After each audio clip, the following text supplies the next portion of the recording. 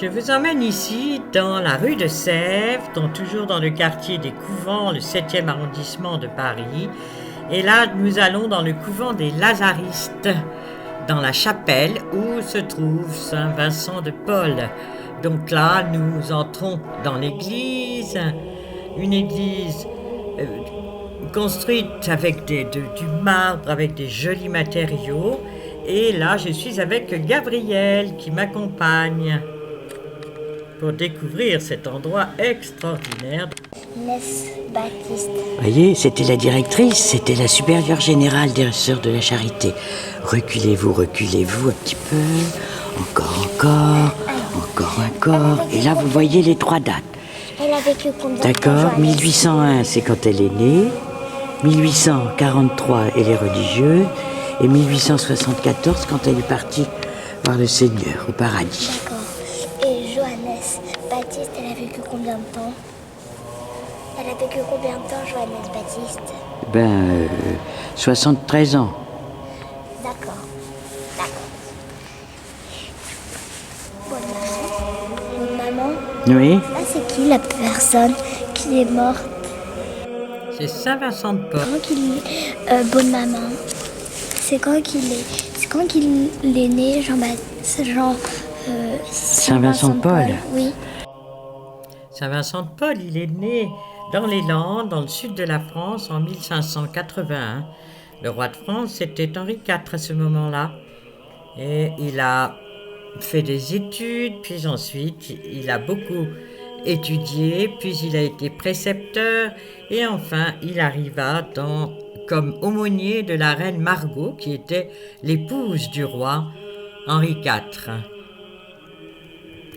Et là, il découvre les pauvres. La reine lui donne des sous à porter aux gens pauvres. Et jusqu'à présent, notre Vincent n'avait pas connu les pauvres, n'avait pas été dans des familles vraiment pauvres. Et pour lui, c'est une grande découverte. Ici, vous avez la Sainte Catherine Labourée sur les vitraux des scènes de la vie de Saint Vincent de Paul. Donc je continue.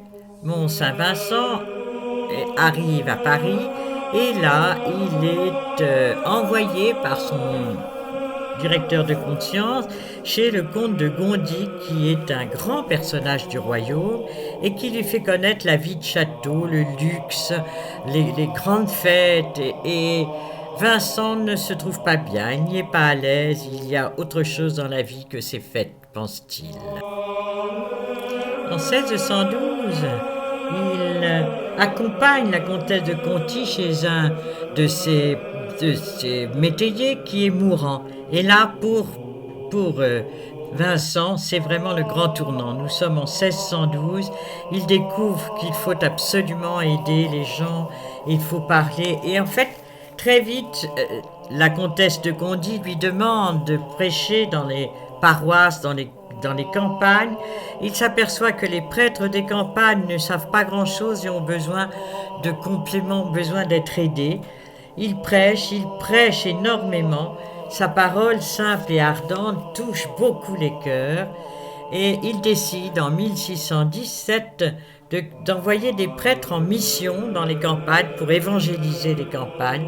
Ce sont les Lazaristes. La même année, il découvre que les femmes les amies de la comtesse de Gondy peuvent vraiment aider les pauvres, aller vers les pauvres. Il crée alors un genre d'association, les Dames de la Charité. Elles ont une vie de prière et aussi elles doivent aider les plus pauvres le plus souvent possible. Il découvre la misère de Paris, les enfants trouvés, les enfants abandonnés à eux-mêmes, et donc il décide de créer une autre congrégation qui s'appelle les Sœurs de Saint Vincent de Paul pour venir en aide à tous ces malheureux qu'il y a dans Paris. Il est aidé par la comtesse de Conti et de ses dames, par la cour aussi. Il est le confesseur du roi Louis XIII et Louis XIII l'aide beaucoup. Vous voyez ici Saint Vincent de Paul avec des tableaux qui recueillent tous ces enfants trouvés dans Paris, aidés par une des sœurs de Saint Vincent de Paul. Ici, il est avec là encore, il crée des orphelinats. C'est le roi qui en finance plusieurs. Et puis, il crée aussi les hôpitaux, dont les 15-20, parce que 15 fois 20 aveugles pour habiter là. Donc vraiment, il s'occupe des plus malheureux. Et ici, vous le voyez avec la comtesse de Conti à gauche, qui est une grande dame de la cour et qui, avec ses amis, aide Saint-Vincent. Vous voyez, les religieuses maintenant ne sont plus uniquement dans les couvents, mais vont aussi vers les autres, vers la misère. Là, nous retournons à la chapelle, c'est Saint-Vincent de Paul qui est en train de prêcher dans les campagnes avec ses prêtres des missions qu'on appelait les lazaristes. Ce joli autel, avec la crèche représentée en bronze doré.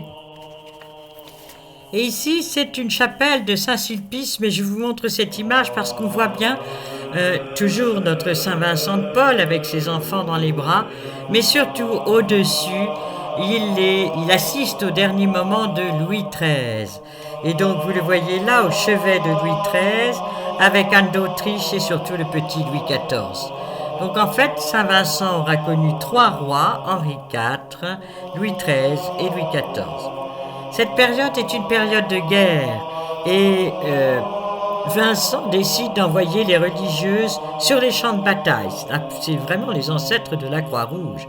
Et donc ils vont soigner, ils vont aider le plus possible les populations.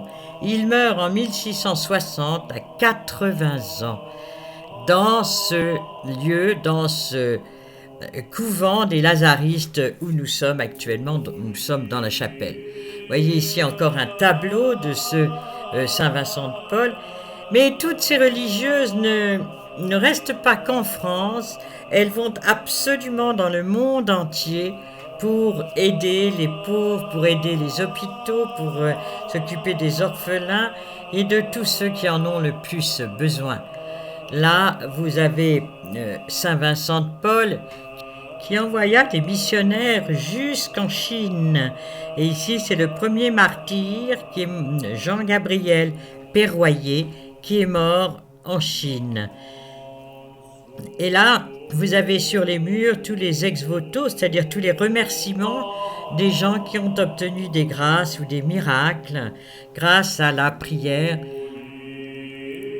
demandée à ce saint Jean-Gabriel Perroyer.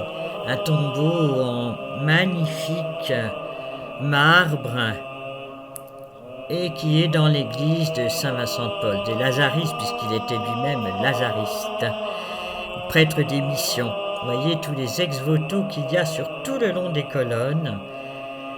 Et puis toujours cette décoration très gaie de fleurs, de caissons dorés, bleus, et toujours les étoiles dans le ciel. C'était un des décors que Saint-Vincent de Paul préférait. Et il est mort à 80 ans en 1660, au moment où Louis XIV prenait le pouvoir vraiment. Et il a vu Louis XIV et conseillé Louis XIV à plusieurs reprises. Ici, nous arrivons dans le couvent des Lazaristes, de l'autre côté de la chapelle, où vous avez toutes les chambres et toute l'organisation du monastère. Ici, c'est l'extérieur de la chapelle. Et au fond, la tour avec la statue de Saint-Vincent de Paul qui invite à la prière et qui invite à la charité aussi. En face, c'est Louis XIV qui lui a donné la terre pour construire ces fameux hôpitaux. Ça, c'est l'hôpital actuellement, la Hennec, l'hôpital magnifique avec sa chapelle, évidemment, puisque les sœurs de Saint-Vincent de Paul habitaient juste derrière. Voilà tous ces immenses bâtiments qui ont été restaurés récemment à la façon XVIIIe siècle, avec ses toits en tuiles. Et c'est toujours un des hôpitaux les plus célèbres, qui s'appelle les enfants malades, où on soigne toujours les enfants en souvenir de ce grand saint. Notre visite se termine Je vous convie à une autre visite une prochaine fois, à d'autres instants de bonheur dans ces magnifiques lieux qu'il y a partout en France. À très bientôt. Au revoir.